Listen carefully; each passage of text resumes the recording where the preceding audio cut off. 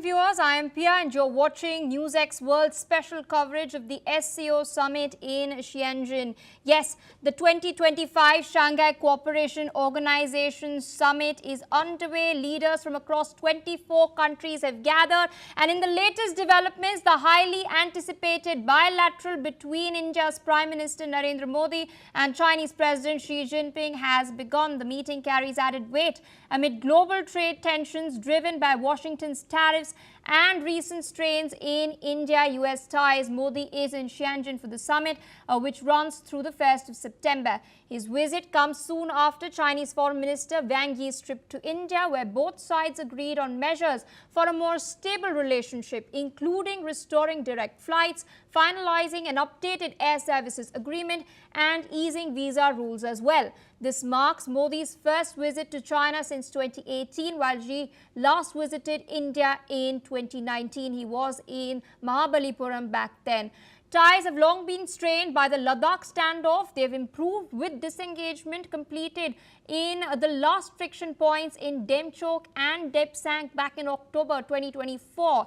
Meanwhile, we're also learning that Russian President Vladimir Putin has asserted that Moscow and Beijing remain united in strengthening BRICS, opposing what he called the discriminatory sanctions that hinder global development. Meanwhile, even as the statement from Putin is coming forward, the main point of discussion that everyone is training their eyes towards is the bilateral meeting that is taking place between Prime Minister Narendra Modi and Xi Jinping. These are live shots, I believe, that are coming in currently from Tianjin. And speaking of Tianjin, let's head across there. My colleague and senior executive editor Megha Sharma is with us on the broadcast, bringing exclusive insights from the summit. Megha, the much anticipated India-China bilateral is underway, and I want to understand from you, what exactly are the big ticket items on cards as far as the continued process of normalization of ties is concerned?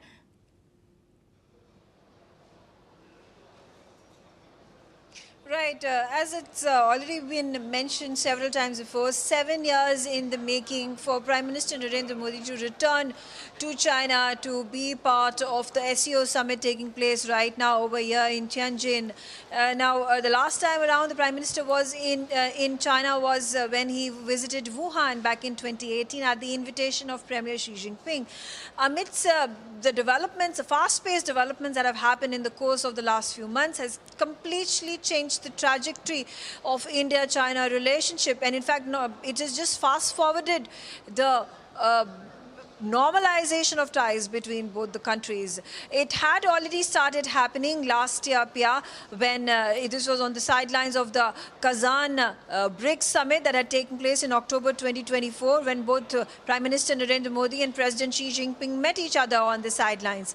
This meeting coincided with the de-escalation of the PLA troops that happened along the line of actual control in Ladakh, and India deeply appreciated this effort and further pushed for the demilitarization and de-escalation of certain friction points along the line of actual control. There have been continuous talks that have happened at the special representatives level, at the work coordination, military level, as well as at now the Prime Minister to Prime Minister level. So this is obviously going to be, one of the big ticket agenda items that Prime Minister Narendra Modi will have when he has that conversation with President Xi Jinping.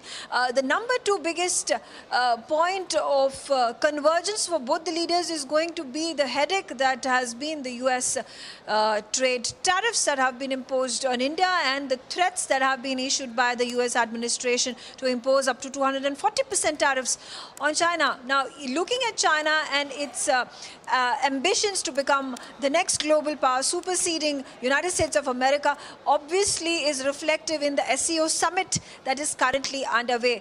There are as many as 24 nations, 10 of the members of the SCO, and then there are observer nations and international organizations as well as dialogue partners who are participating in this summit. So on one end, China China does want to showcase itself as an alternative superpower that helps build the multipolarity within the sphere of within the sphere of geopolitics, within the sphere of trade, within the sphere of economic and bilateral relations. And at the same time, it does require India's cooperation, because India is one of the fastest growing, biggest economies of the world. It is the fourth largest economy of the world. It is one of the biggest powers over here that dictates the terms in Asia, if not the only one. Therefore, a support that has been shown from India by way of Prime Minister Narendra Modi accepting this invite and attending it and holding that bilateral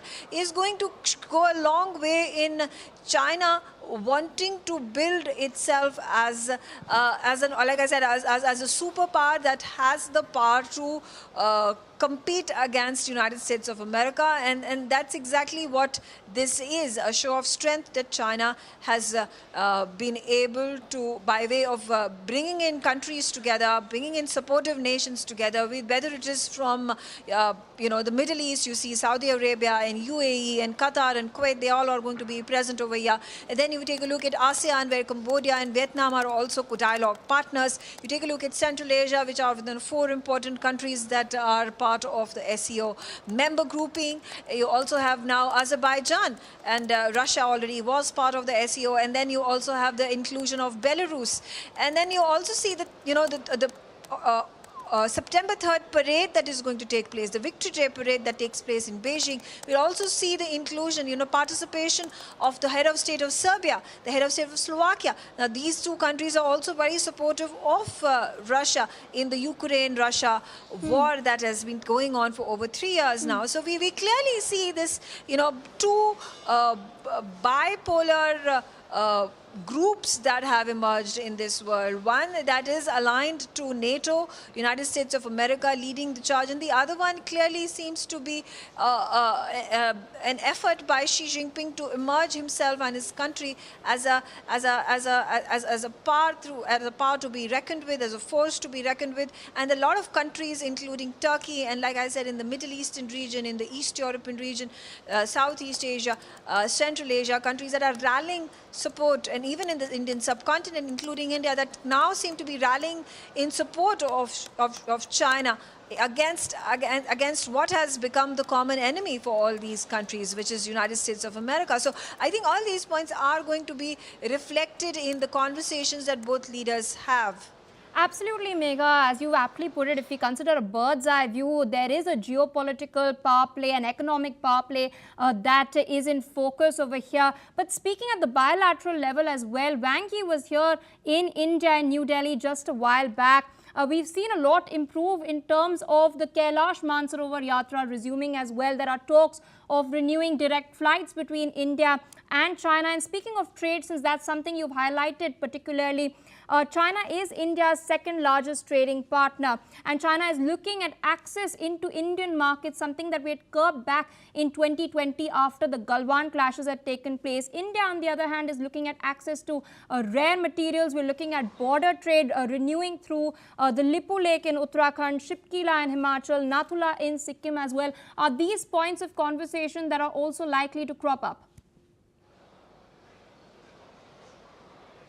Right, absolutely. When it comes to bilateral relations, improvement in bilateral relations between both countries, it has to start from people-to-people connect. It has to start from cultural connect, and therefore it was indicative when the Kailash Mansarovar Yatra resumed after 5 long years. It was indicative of the thawing of the strained relations between both countries. Since then, there is also an eagerly anticipated announcement from both countries about the resumption of direct flights between India and China.